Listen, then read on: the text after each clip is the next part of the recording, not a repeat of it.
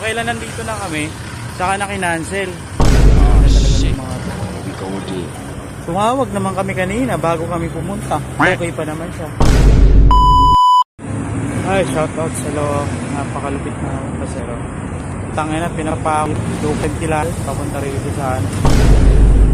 Kailan nandito na ako, saka naman kinancel. Tangina talaga itong mga ganito. Ang init-init pa oh. Ay, dalawa kami ni Pops oh. Kinancel din siya, Pops? Oo, cancel din. Ano pangalan? Denise. Dennis. Dito lang guys yung ano niya oh. Yung pick up location niya. Kung kailan nandito na kami, saka na kinancel.